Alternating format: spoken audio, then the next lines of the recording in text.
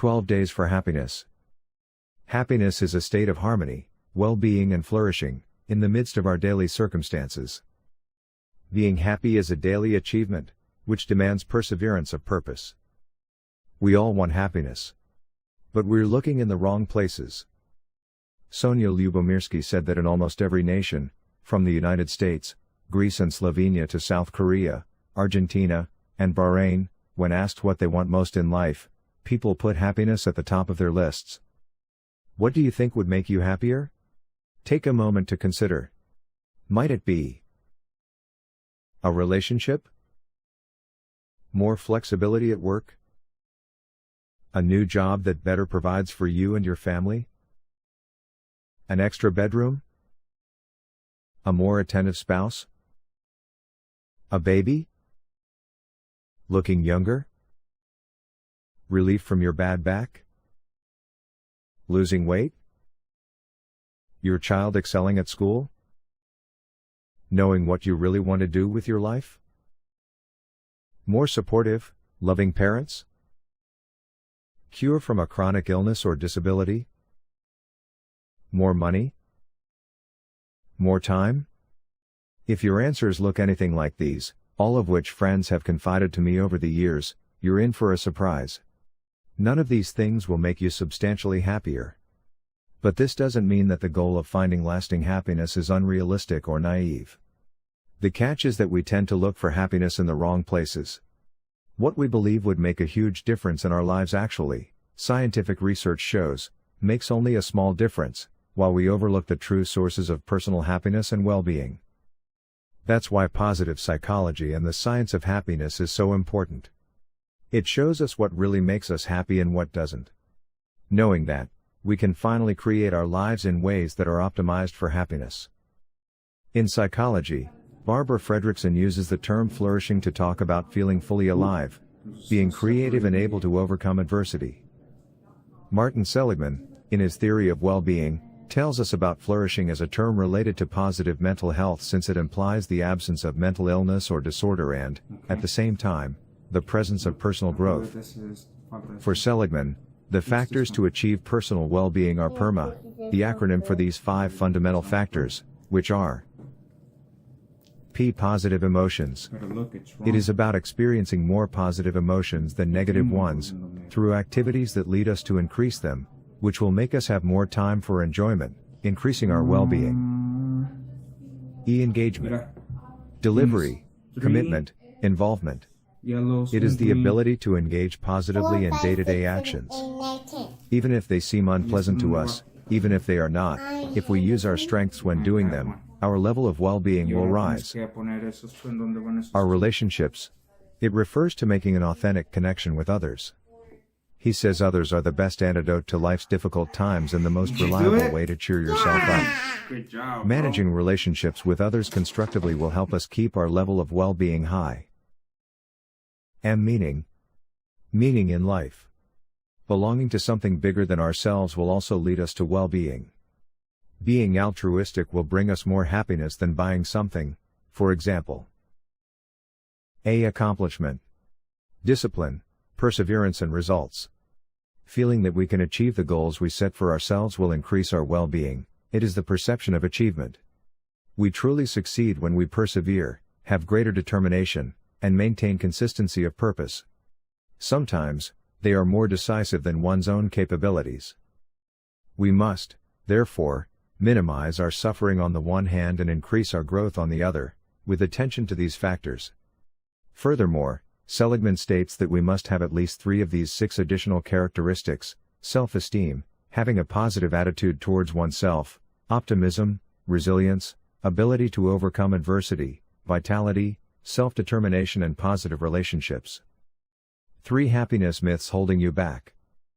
One of the great obstacles to attaining happiness is that most of our beliefs about what will make us happy are in fact erroneous. Yet they have been drummed into us, socialized by peers and families and role models and reinforced by the stories and images ever present in our culture. Many of the presumed sources of happiness seem so intuitive and so commonsensical that all of us, even happiness researchers, are prone to fall under their spell. This is where science can shine a clear and vivid light. The three major myths about happiness that we tend to fall for are plainly illuminated by the happiness pie chart. As I alluded to before, our false assumptions about happiness are keeping us from becoming the happiest we could be. Sonia Lyubomirsky mentions the following three myths in her book. Myth No. 1. Happiness must be found. Happiness isn't something you find, it's something you create for yourself. It's something you practice, not something you search for. Happiness lies in changing your behavior, not getting to some magical place in the future where all your worries will subside. It's attainable now, but it requires effort. Myth No. 2. Happiness lies in changing our circumstances. This is the classic fallacy of I will be happy when underscore. Again, research shows it doesn't work that way. Changing your circumstances doesn't matter, as far as happiness is concerned. If you want to feel happier, work on what you do and how you think. Myth No. 3. You either have it or you don't. Many people subscribe to this notion that we are born happy or unhappy, and there's nothing we can do about it. As the pie chart theory clearly shows, that's not true. Yes, genes make a difference, but there's still plenty you can do to overcome your genetic programming. The 12 Happiness Activities. These are Sonia Lyubomirsky's 12 science-backed happiness activities. The book explains why each activity works and then gives multiple ways to practice it. Expressing gratitude. Cultivating optimism. Avoiding overthinking and social comparison. Practicing acts of kindness. Nurturing social relationships. Developing strategies for coping.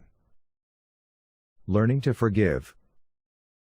Increasing flow experiences. Savoring life's joys. Committing to your goals. Practicing religion and spirituality. Taking care of your body, meditation, physical activity, acting like a happy person. Louis Santos of Yale University Development 12 Steps to Happiness. These is the Happiness Project. Day 1. Measure your happiness. By measuring your happiness at the start of the plan, your score will act as a baseline measurement to compare to later on. Answer the following question and use that as your measure. On a scale of 1 to 10, how happy are you with your life right now? Note your scores, write your survey results below and note the date here : _. Positive emotions. Engagement. Relationships. Meaning. Accomplishment. Health. General. Overall well-being. Day 2. Savoring. Savoring is the act of stepping outside of an experience to review and appreciate it. Savoring intensifies and lengthens the positive emotions that come with doing something you love. This week, practice the art of savoring by picking one experience to truly savor each day. It could be a nice shower, a delicious meal, a great walk outside, or any experience that you really enjoy. When you take part in this savored experience, be sure to practice some common techniques that enhance savoring. These techniques include sharing the experience with another person, thinking about how lucky you are to enjoy such an amazing moment, keeping a souvenir or photo of that activity, and making sure you stay in the present moment the entire time. Day 3. Daily Gratitude Journal. Gratitude is a positive emotional state in which one recognizes and appreciates what one has received in life. Research shows that taking time to experience gratitude can make you happier and even healthier. For the next 7 days, take 5 to 10 minutes each night to write down 5 things for which you are grateful. They can be little things or big things. But you really have to focus on them and actually write them down. You can just write a word or a short phrase, but as you write these things down, take a moment to be mindful of the things you're writing about, e.g., imagine the person or thing you're writing about, etc. This exercise should take at least 5 minutes. Do this each night for the whole week. Day 4. Random acts of kindness. Research shows that happy people are motivated to do kind things for others. Over the next 7 days, try to perform 7 acts of kindness beyond what you normally do. You can do 1 extra act of kindness per day, or you can do a few acts of kindness in a single day. These do not have to be over-the-top or time-intensive acts, but they should be something that really helps or impacts another person. For example, help your colleague with something, give a few dollars or some time to a cause you believe in, say something kind to a stranger, write a thank you note, give blood, and so on. At the end of each day, list your random act of kindness. Just make sure you've finished 7 total new acts of kindness by the end of the week. Day 5. Social connection. Research shows that happy people spend more time with others and have a richer set of social connections than unhappy people. Studies even show that the simple act of talking to a stranger on the street can boost our mood more than we expect. This week, you will try to focus on making one new social connection per day. It can be a small 5-minute act like sparking a conversation with someone on public transportation, asking a coworker about his/her day, or even chatting to the barista at a coffee shop. At least once this week, take a whole hour to connect with someone you care about. The key is that you must take the time needed to genuinely connect with another person. At the end of the day, list the social connection you made and notice how you feel when you jot it down. Day 6. Exercise. Research suggests that 30 minutes a day of exercise can boost your mood in addition to making your body healthier. For the next week, you will spend each day getting your body moving with at least 30 minutes of exercise. Set aside a location and time, write it in your calendar. Then hit the treadmill at the gym, do an online yoga class, or throw on some headphones and dance around your room to cheesy pop songs. This isn't supposed to be a marathon level of activity, it's just to get your body moving a bit more than usual. Note, if you have physical limitations that prevent you from doing this week's activity, do plan to skip it for obvious reasons. Be sure to take a moment to notice how much better you feel after getting some exercise in. Day 7. Sleep. One of the reasons we're so unhappy in our modern lives is that we're consistently sleep deprived. Research shows that sleep can improve your mood more than we often expect. For the next week, aim to get at least 7 hours of sleep for at least 4 nights of the next week. I know. You're super busy this week. There are deadlines to meet, friends to see, errands to run, etc., but sleep is going to make you feel better, both physically and mentally. So pick 4 nights this week, note them in your calendar, and get ready to get some much needed sleep.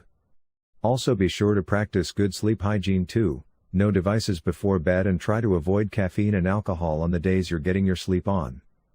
Make sure you get 4 nights of 7+ hours over the course of the week. Day 8.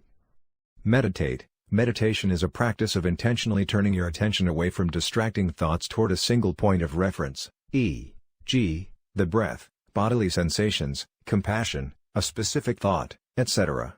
Research shows that meditation can have a number of positive benefits, including more positive moods, increased concentration, and more feelings of social connection. For the next week, you will spend at least, 10 minutes per day meditating.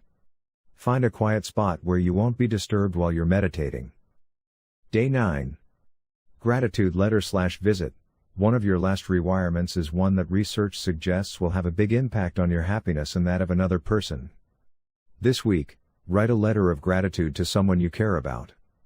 For this assignment, think of one living person who has made a big difference in your life, but whom you never properly thanked. Then find a quiet spot when you have a half-hour free and write a heartfelt letter to that person explaining how he or she has touched your life and why he or she is meaningful to you. Your letter can be as long as you want, but try to make it at least 300 words or so. Then you must deliver that letter to the person in question. Just say you want to talk to that person without explaining why. You could read the letter to your chosen person over the phone or Skype, but for an extra huge happiness boost, we recommend scheduling a time to visit this person in person to share your letter. However you meet up, you should read the letter aloud. We also recommend that you both have some tissues handy for this one. A gratitude letter is one of the most powerful tools for increasing happiness because it can forge social bonds and really change someone's life. Day 10. Final Rewirement Challenge. Day 1. The hope is that by this point in the plan, you have sampled several rewirements such as, using your strengths, savoring experiences, keeping a gratitude journal, connecting to others, performing kindness for others, exercising and sleeping more, meditating, and writing a gratitude letter. Pick one of the requirements from the course that resonated with you, one that you want to practice in earnest. Perhaps you want to tackle the rewirement that was the most challenging for you to complete, or maybe you want to focus on the rewirement that had the most positive impact on your mood. Whatever your reasons may be, we want you to put this rewirement into practice for 4 weeks in hopes of making a long-term habit. Day 11. Pro tip: socially commit to your rewirement. Tell someone about the change you are trying to make. Feel free to share with your family or friends. Day 12. Final rewirement challenge: design your environment to set yourself up for success. Take a moment to consider situation support and brainstorm ways to promote good environments and fix bad environments. Try your best to have a growth mindset. Think of this rewirement challenge as a learning experience and focus on your progress. Changing behaviors is hard, but with a bit of effort and dedication you can improve your outcomes. Measure your happiness, again, to see if this program, and doing the rewirement specifically, has helped you feel a little happier. We want you to retake your level of happiness using the same method you used at the beginning on the project. Go back to the day 1 the Perma Profiler. You can answer the following question: on a scale of 1 to 10, how happy are you with your life right now? Note your scores, write your survey results below and note the date here: _.